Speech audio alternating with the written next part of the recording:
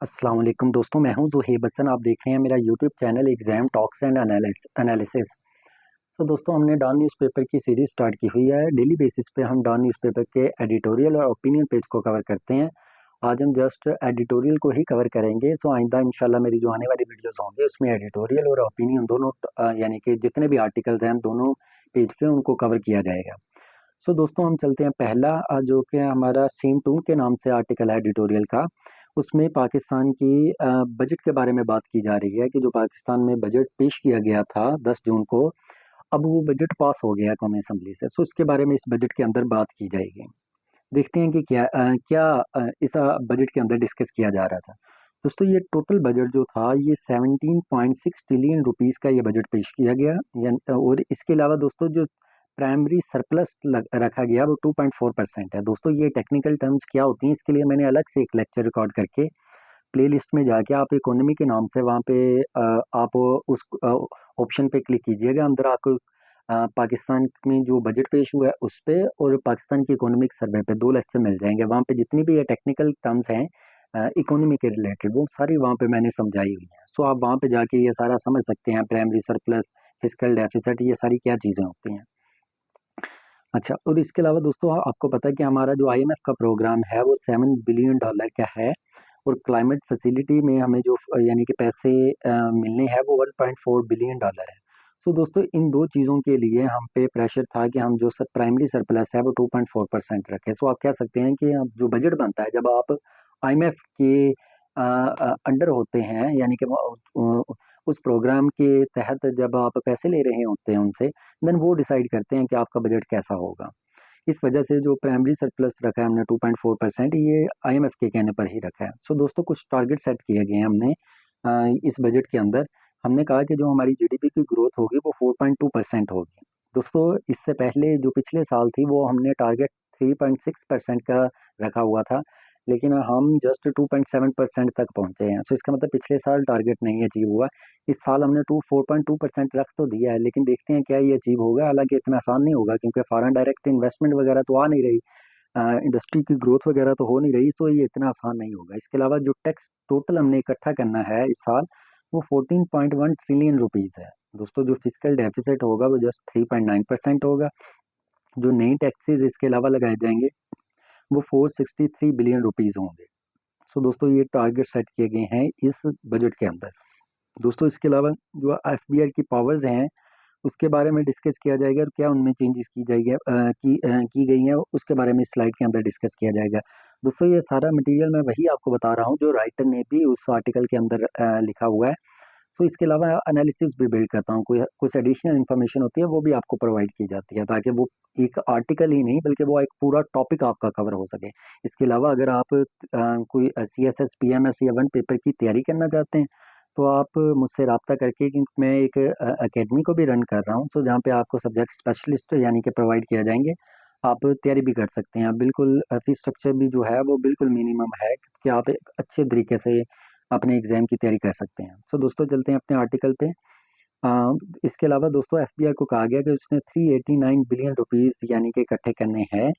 और कहा गया अगर कोई 50 मिलियन रुपीस की कोई बंदा अगर चोरी करता है तो उसे पावर दी गई है एफबीआई को कि वो उसे अरेस्ट भी कर सकते हैं। लेकिन अगर अरेस्ट करना है तो उसके लिए आपको कमेटी की अप्रूवल जरूरी होगी। उसके अप्रूवल के बगैर आप इंक्वायरी के दौरान अरेस्ट नहीं कर सकते। इसके अलावा दोस्तों, ये जो भी ऑफेंस होगा, जो भी जुर्म होगा वो बेलेबल होगा, यानी कि वो अदालत से जाके बेल भी ली जा सकती है।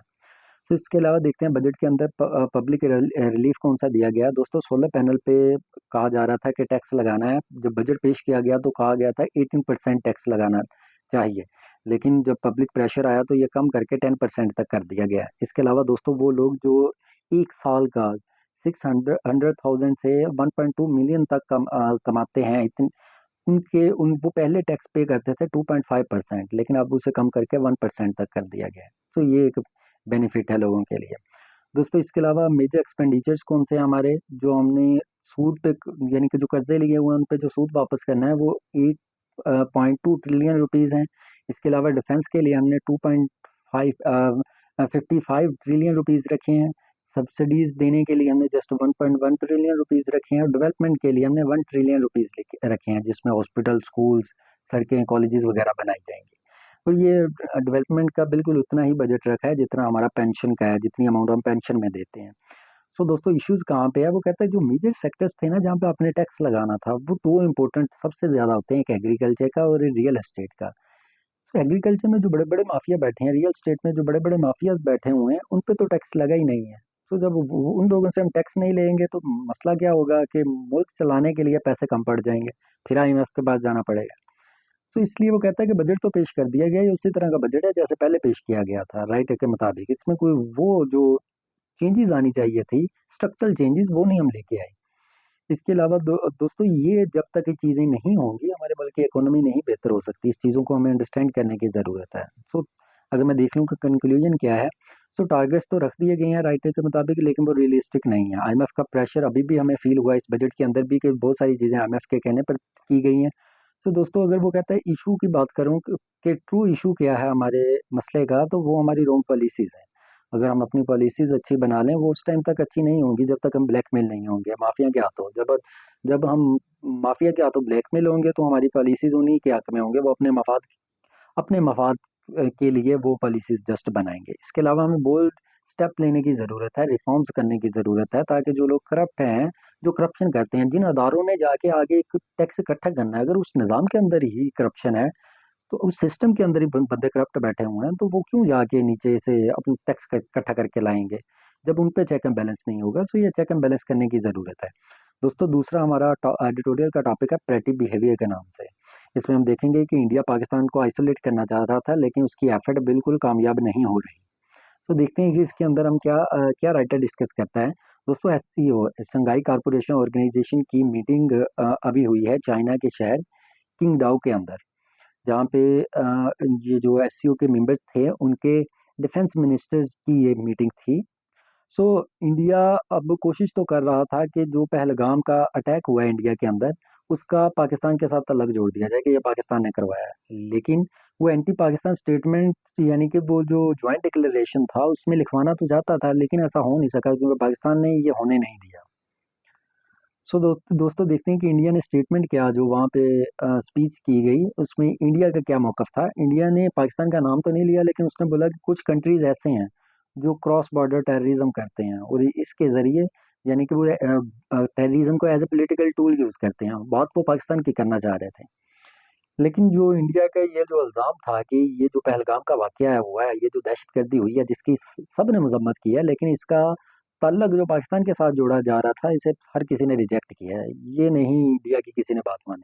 दोस्तों फॉरेन पॉलिसी में तो इंडिया जिस तरह अब आइसोलेट हो चुका है, ये तो हिस्ट्री में कभी नहीं हमने देखा कि वो इस हद तक जाके आइसोलेट हो जाए।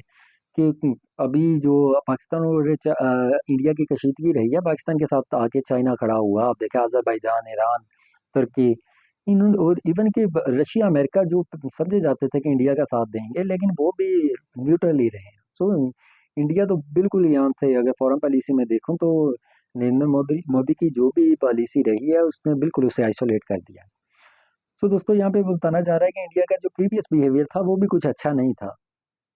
मतलब ये कि एससीओ की मीटिंग हुई थी जिसके अंदर इसराइल ने जो ईरान पे अटैक किया था उससे क्रिटिसाइज किया गया, उसे कहा उसकी उसकी मजम्मत की गई, लेकिन इंडिया ने रेफ्यूज कर दिया, उसने मना कर दिया, हम तो नहीं मजम्मत करते।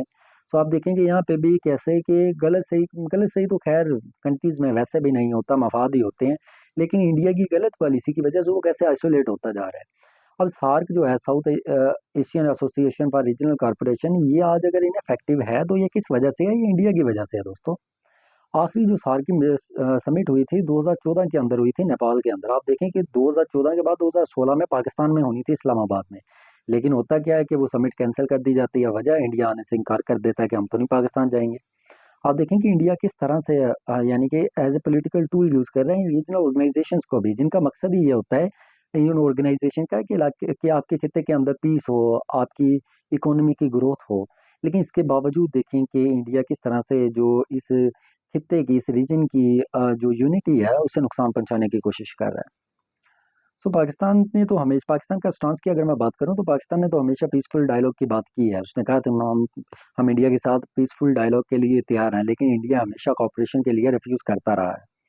सो दोस्तों इसका इफेक्ट क्या होता रहा है कि साउथ एशिया के अंदर जो पीस है वो डिस्टर्ब होता रहा है। अगर मैं कंक्लूजन की बात करूँ तो इंडिया जो है वो इन प्लेटफॉर्म्स को, कौन से प्लेटफॉर्म, जिस तरह ऑर्गेनाइजेशन है, एससीओ है या सार्क की मैं बात करूँ, इनको रिवेंज के तौर पे यूज़ करता है, इनका मिस यूज़ करता है।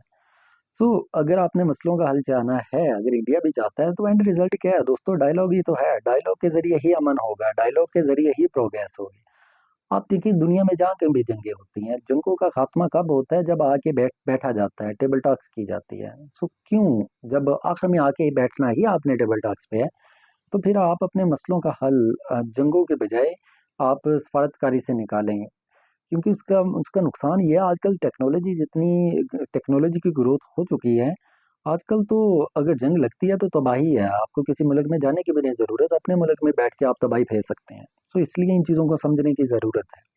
सो दोस्तों, तीसरा टॉपिक है हमारा वेस्टेड हिस्ट्री के नाम से। इसमें बात की जाएगी कि पाकिस्तान किस तरह अपना हेरिटेज जो है, कल्चर जो है, जो हमारी कल्चरल साइट्स हैं, उसको किस तरह निगलेक्ट कर रहा है। इसमें इंडस वाटर सिविलाइजेशन की बात की जा रही है कि वो किस तरह आज खतरे में है। दोस्तों, कुछ साइट्स हैं हमारी जो यानी कि हम कह सकते हैं कि डैमेज हो रही है, जिस तरह मोहनजोदाड़ो है, हड़प्पा है, टेक्सला है, या इसके अलावा बम्बोरे है, या इसके अलावा दूसरी हमारी दोस्तों जितनी भी साइट्स हैं, वो आज डैमेज होती जा रही हैं। कैसे डैमेज हो रही है वो नीचे बताएगा हमें। 2022 के अंदर दोस्तों बारिशें आती हैं बहुत ज़्यादा। उसकी वजह से क्या होता है कि तकरीबन 12 वॉल्स जो हैं वो मोहनजोदाड़ो की कोलैप्स हो जाते हैं, और 4 वेल्स जो हैं वो डैमेज हो जाते हैं। सो इसको रिस्टोर करने की कोशिश तो की जाती है, लेकिन देखिए आज तक वो रिस्टोरेशन का प्रोसेस मुकम्मल ही नहीं हो सका। और अब फिर से दोबारा से मानसून की जो बारिशें हो रही हैं वो स्टार्ट हो गई हैं। तो इसका मतलब कि अगर ये चीज़ें डैमेज होती रहेंगी, किस तरह डैमेज हो रही हैं ये अभी बताएगा। वो कहता है एक तो ये चीज़ें अभी डिके हो रही हैं, दूसरा ये है कि वहाँ से चीज़ें चोरी हो जाती हैं, वेदर इनको डैमेज कर रहा है, क्लाइमेट चेंजेस आपको पता हो रही है, और इनको प्रोटेक्ट करने के लिए हमारे पास कुछ स्ट्रॉन्ग सिस्टम भी नहीं है। इसलिए हम कह रहे हैं कि ये जो हमारे पास हेरिटेज साइट्स हैं, ये आज खतरे में है, डेंजर में है।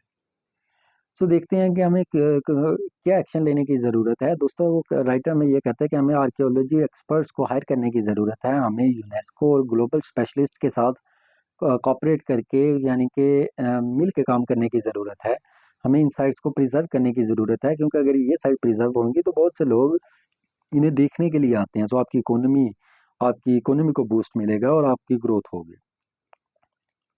हिस्टोरिकल आयरनी की अगर मैं बात करूं तो दोस्तों, इंडस वैली जो है ये दुनिया की जो सबसे पुरानी सिविलाइजेशंस है उनमें से एक है। जिस तरह इजिप्ट की है या चाइना की है, ये पुरानी सिविलाइजेशंस में से आती हैं। सो ये भी एक पुरानी सिविलाइजेशन में से है, लेकिन दोस्तों पाकिस्तान इनको प्रोटेक्ट करने में बिल्कुल फेल होता नजर आ रहा है। अगर मैं कंक्लूजन की बात करूं तो दोस्तों, हेरिटेज जो है ये हमारी आइडेंटिटी के लिए और हमारी इकोनॉमी के लिए ज़रूरी है, इम्पोर्टेंट है। सो इनको अगर हम निगलेक्ट करते हैं तो मतलब हम हिस्ट्री को हम लूज कर देंगे, हम ग्लोबल रिस्पेक्ट को लूज कर देंगे।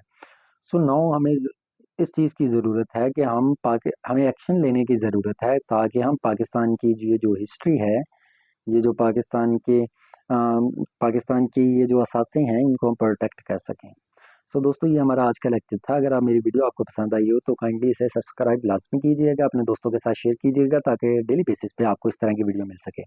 थैंक यू, अपना ख्याल रखिएगा, अल्लाह हाफिज़।